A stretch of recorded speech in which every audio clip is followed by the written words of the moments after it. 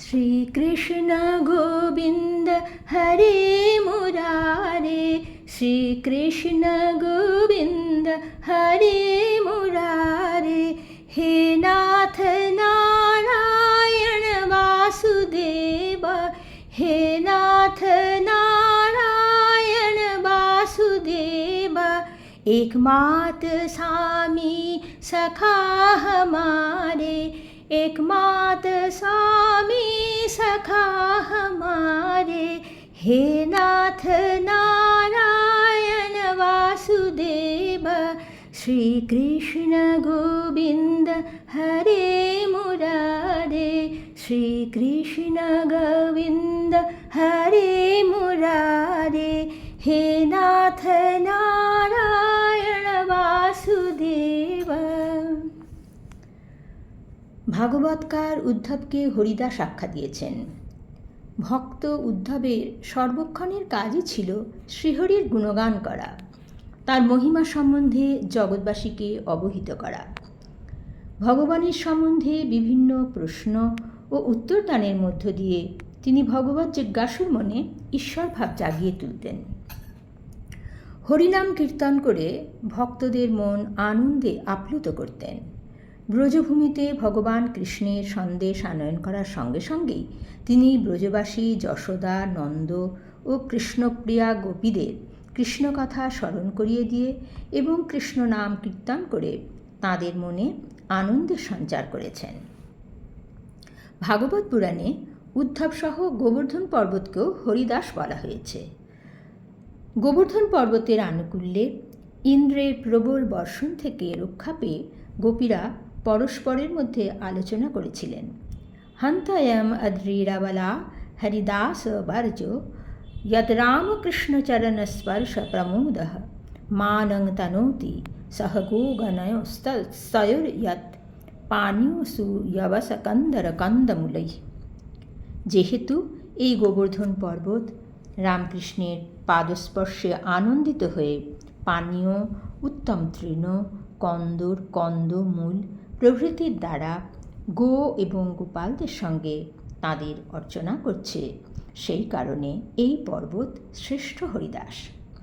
গোবর্ধন পর্বতের দ্বারা শ্রীকৃষ্ণের লীলাক্ষেত্র বৃন্দাবন ভূমি সুরক্ষিত ছিল। গোবর্ধন পর্বত সংলগ্ন অরণ্যে স্বয়ং শ্রীকৃষ্ণ সখাদের সঙ্গে গোচারণ করেছেন। ইন্দ্রের প্রচণ্ড বর্ষণ থেকে ব্রজভূমিকে রক্ষা করার জন্য কৃষ্ণের হস্তের আকর্ষণের সঙ্গে সঙ্গে গোবর্ধন পর্বত ঊর্ধ্বে উত্থিত হয়েছিল। তার তলদেশে সমগ্র ব্রজপল্লী আশ্রয় পাওয়ায় শ্রীকৃষ্ণের উদ্দেশ্য সফল হয়েছিল। গোবর্ধন পর্বতও তাই অবশ্যই কৃষ্ণেরই সেবক, তাঁরই আজ্ঞা পালনকারী দাস, তাই গোবর্ধন পর্বত হরিদাস। উদ্ধব ব্রজে এসে দেখেছিলেন কৃষ্ণ বিরহে গোপীরা একেবারেই মূহ্যমান হয়ে অতি কষ্টে দিন যাপন করছেন। সেই কারণে তিনি ভাবলেন অহরহ কৃষ্ণের লীলা কীর্তন করে এদের কৃষ্ণ কথায় তন্ময় রেখে এদের হৃদয় আনন্দে ভরিয়ে তুলবেন। সেই উদ্দেশ্য নিয়ে কৃষ্ণের কুশল সংবাদ দিয়েই তিনি মথুরায় ফিরে না গিয়ে কয়েক মাস গোকুলে থেকে গিয়েছিলেন। উবাস কতিচিন মাসন গোপীনাং বিনোদনশ্চ কৃষ্ণলীলা কথা গায়ন রময়া মাস গোকুলম। উদ্ধব আরও একটি কারণে ব্রজে থেকে গিয়েছিলেন। বৃন্দাবন ছিল শ্রীকৃষ্ণের শৈশবের লীলাক্ষেত্র, তাই সেই পুণ্যভূমিতে কিছুকাল কাটিয়ে উদ্ধব নিজেকে ধন্য মনে করেছিলেন। ব্রজভূমির নদী, বন, পর্বত, গুহা এবং কুসুমিত বৃক্ষ দর্শন করে তিনি প্রতিনিয়তই ব্রজবাসীদের কাছে কৃষ্ণের কথা স্মরণ করাতেন। সেই যমুনা যেখানে কৃষ্ণ কালীয় দমন করেছেন, এই সেই বনস্থলী সংলগ্ন গোচারণ ভূমি যেখানে বলরাম ও কৃষ্ণ গোচারণ সহ সখাদের সঙ্গে বিভিন্ন শৈশবোচিত খেলায় মেতে থাকতেন। এই সেই গোবর্ধন পর্বত যেটিকে কৃষ্ণ তুলে ধরেছিলেন ব্রজবাসীদের রক্ষা করবেন বলে। এই সেই পুষ্পিত বৃক্ষগুলি যেগুলির ছায়ায় বসে বালক কৃষ্ণ বনভোজনের দই মাখা ভাত বন্ধুদের সঙ্গে ভাগ করে খেতেন। বৃন্দাবনে নদী, পর্বত, গুহা, কানন, বনস্পতি সবের মধ্যেই কৃষ্ণের লীলাকথা চিরকালের জন্য স্থির হয়ে বর্তমান। সরিদিবনগিরি দ্রোণির্বিক্ষণ কুসুমিতান ধ্রুমন কৃষ্ণং সংস্মারয়ন রেমে হরিদাস ব্রজৌকসাম। বৃন্দাবনের পুণ্যভূমিতে কিছুকাল কাটিয়ে উদ্ধব পরিতৃপ্ত হৃদয়ে মথুরায় ফিরেছিলেন। ব্রজভূমিতে কয়েক মাস কাটিয়ে উদ্ধব স্বয়ং প্রত্যক্ষ করেছিলেন কৃষ্ণের প্রতি ব্রজবাসীদের নিবিড় ভালোবাসা, প্রত্যক্ষ করেছিলেন কৃষ্ণ বিরহে আকুল চিত্তে গোপীদের তীব্র মনোবেদনা এবং তাদের দিব্যোন্মাদ অবস্থা। কৃষ্ণভক্ত ব্রজবাসী ও কৃষ্ণপ্রেয়সী গোপীদের সঙ্গে থাকতে পেরে উদ্ধব নিজেকে মহাভাগ্যবান মনে করেছিলেন। কৃষ্ণগত প্রাণা গোপীদের কৃষ্ণ প্রেম উদ্ধবকে চমৎকৃত করেছিল। গোপীদের প্রতি শ্রদ্ধায় তার মাথা নত হয়ে এসেছিল।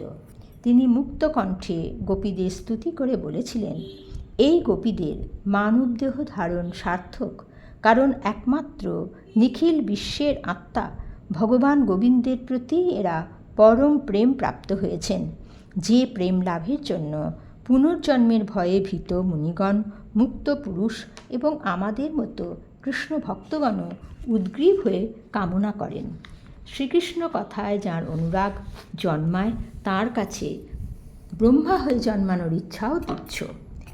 এতা পরং তনুভৃত গোপী গোপবদ্ধ গোবিন্দ এব নিখিলাত্মনি রূঢ় ভাবা মাঞ্ছন্তে ইয়াদভবভীয় মুনয় বলং চ কিং ব্রহ্মজন্মভীর অনন্ত কথা রসস্য। গোপীদের প্রেম আত্মমুখী ছিল না, ছিল কৃষ্ণমুখী। কৃষ্ণের প্রিয় কাজটি তারা কিভাবে করবেন, এইটিই ছিল তাদের সর্বক্ষণের চিন্তা।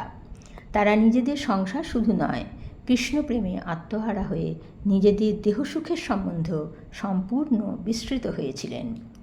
ব্রজবধূদের প্রতি শ্রীকৃষ্ণের অনুগ্রহ ব্রজবধূদের কৃষ্ণের সর্বস্ব সমর্পণের জন্যই সম্ভব হয়েছিল। কৃষ্ণবক্ষলগ্ন লক্ষ্মীদেবীও গোপীদের কৃষ্ণের প্রতি আত্মবিস্মৃত দিব্য প্রেমোন্মাদনার কাছে হার মেনেছিলেন। স্বয়ং কৃষ্ণ রাসোৎসবে গোপীদের কণ্ঠ নিজ বাহুদণ্ডের দ্বারা গ্রহণ করে তাদের তার অনুগ্রহের প্রসাদ দান করেছিলেন। পদ্মগন্ধা ও অনিন্দনীয় কান্তি সম্পন্ন স্বর্গের দেবীরাও কৃষ্ণের এমন অনুগ্রহ লাভ করেননি। লক্ষ্মী দেবী ও স্বর্গের অন্যান্য দেবীদের থেকে বেশি গোপীদের এই মহিমা উপলব্ধি করে গোপীদের প্রতি শ্রদ্ধাবনত উদ্ধব আশ্চর্যান্বিত হয়েছিলেন।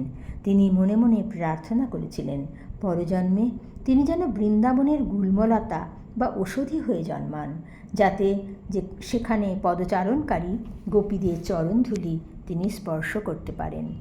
আসাম অহো চরণরেণুজুষাম অহং স্যাং বৃন্দাবনে কিমপি গুল্মলতৌষধীনাম ইয়াদুস্তজং স্বজনম আর্যপথঞ্চ হিত্বা ভেজুর্মুকুন্দ পদবিং শ্রুতিভির্বিমৃগ্যম। গোপীদের এই সর্বোৎকৃষ্ট কৃষ্ণ ভক্তি সমন্বিত কৃষ্ণপ্রেমের মহিমা উপলব্ধি করে স্বতঃস্ফূর্ত হয়ে উদ্ধব বন্দনা করেছিলেন গোপীদের। বন্দে নন্দবজশ্রীণাং পাদরেণুভিঘ্নশ ইয়াসাং হরিকথদ গীতং পুনাতি ভুবনত্রয়ম। যাদের শ্রীহরি কীর্তনে ত্রিভুবন পবিত্র হয়েছে, আমি সেই নন্দ ব্রজস্ত্রীদের বারবার বন্দনা করি। এইভাবে সানন্দে ব্রজভূমিতে কয়েক মাস কাটিয়ে অতঃপর উদ্ধব নন্দরাজার অনুমতি নিয়ে গোপদের যথাযথ সম্ভাষণ করে মথুরায় ফেরার জন্য প্রস্তুত হলেন। যাত্রাকালে নন্দ ও অন্যান্য গোপেরা কৃষ্ণ, বসুদেব প্রভৃতির জন্য নানান উপহার এনে উদ্ধবকে দিলেন। ভক্তি পরিশুদ্ধ অমল অনুরাগের সঙ্গে তারা উদ্ধব মারফত কৃষ্ণকে বার্তা পাঠালেন। তারা বললেন, হে উদ্ধব, মথুরায় গিয়ে কৃষ্ণকে বলো, তিনি ভগবান হন বা যাই হন, আমাদের মনের সকল বৃত্তি যেন তাঁকেই আশ্রয় করে থাকে। আমাদের বাক্যগুলি যেন সদাই তাঁর গুণকীর্তন করে। আমাদের দেহ যেন তাঁরই সেবায় রত থাকে।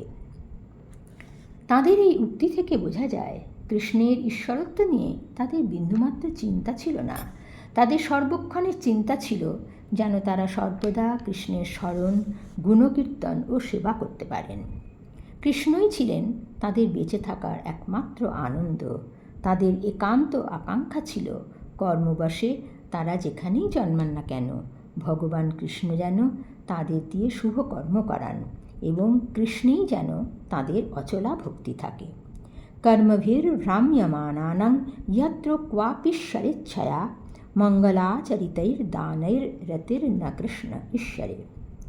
ব্রজবাসীগণ মধুরভাবে সিদ্ধ হল কৃষ্ণের প্রতি দাসভাবও অবলম্বন করে কৃষ্ণ সেবাতেই তারা নিজেদের সারা জীবন ব্যাপৃত রাখতে চেয়েছিলেন।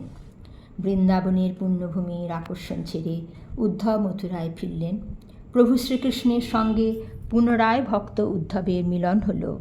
হরিদাস উদ্ধব শ্রীকৃষ্ণকে প্রণাম করে কৃষ্ণের প্রতি ব্রজবাসীদের পরম ভক্তির কথা নিবেদন করলেন এবং বৃন্দাবন থেকে কৃষ্ণ, বসুদেব, বলরাম ও রাজা উগ্রসেনের জন্য আনিত উপহারগুলি প্রদান করলেন। আসুন আমরা ভক্তবল্লভ শ্রীকৃষ্ণের নাম সংকীর্তন করি। হরে কৃষ্ণ